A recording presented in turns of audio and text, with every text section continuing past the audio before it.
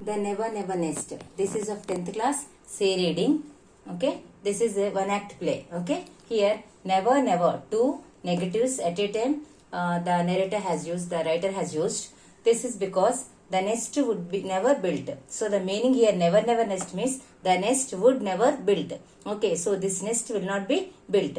Okay, and the double negative emphasizing the impossibility of home. So here never never, one time he can use, but why he has used it two times? Never never, actually this is idiomatic expression. Okay, never never, twice he has used the negative emphasizing the impossibility of home. So the home will not be their own. Okay, that suggests. Okay, so because of this, the never never nest, twice he has used the negative meaning, negative word. Okay, so like that, the title, the Never Never Nest, is very apt to the lesson, the drama. Okay, and this is one act play. Before going into the lesson, we go through the meanings. Before that, nest.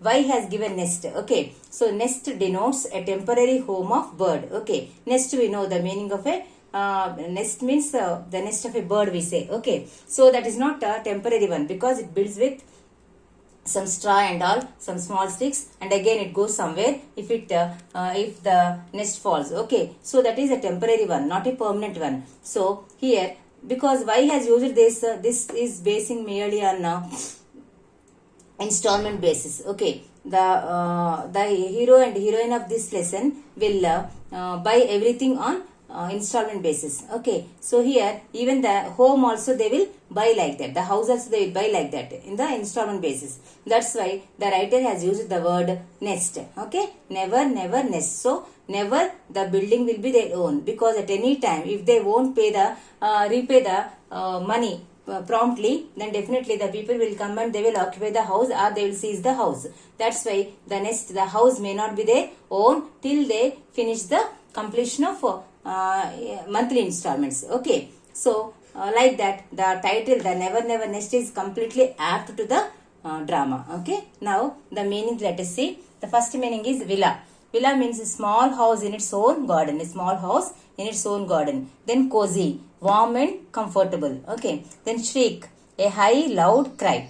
Then exclaim, speak with strong feelings, exclamation, we know. Then thingamy, a word used in English when the name of an object has been forgotten. While we are speaking, we forget some words. Then we use the word in English, especially they use the word thingamy. Thingamy means the word which they have forgotten, the name of the word which they have forgotten. Then instead of the name, we can use thingamy, the word. Okay. The next one is tartar. Tartar is actually a noun and an irritable, hard to cope with person. So actually tartar is an irritable person, means very hard, very difficult to cope with that person. That fellow is called as tartar. We cannot cope with that fellow. Then we use the word tartar. That is a noun form. Then foe. Foe is intersection. Okay, this is an expression actually. Foe is an expression. This is an intersection and expression of tiredness, shock or relief. When we relieved from something, then we use foe. Okay, in the same way, shock, when we feel shock, then also we express with the word foe. And tiredness, when we are very much exhausted,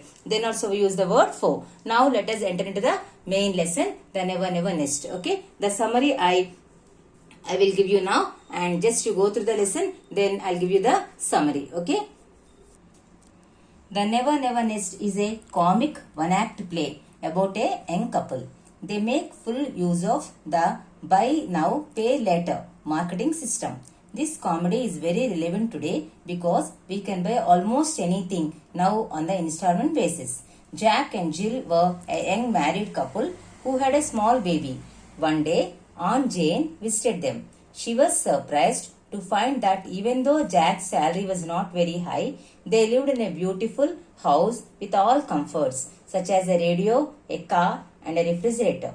She began to wonder whether, as a wedding gift, she had given them 2,000 pounds instead of the 20 pounds she had wanted to give them. Otherwise, how did Jack and Jill buy all these things? She suggested that the rent for such a house must be very high. Jack replied that they owned the house. Then Aunt Jane understood that though Jack and Jill had everything, nothing really belonging to them. Nothing really belonged to them, because they have everything, but nothing really belonged to them. They bought everything they had on the installment basis. Only a steering wheel of the car, a wheel and 2 cylinders had been paid for, and only one leg of the sofa that Aunt Jane sat on belonged to them. The total amount to be paid towards installments per week came to more than £7. Jack was earning only £6 a week. Jill was a housewife. When Aunt Jane asked how he could pay £7 a week when he was earning only £6, Jack said that they could take a loan. Aunt Jane was shocked at the way Jack and Jill ran their family. Before she left, she gave £10 to Jill and told them to make at least one article completely theirs using that money.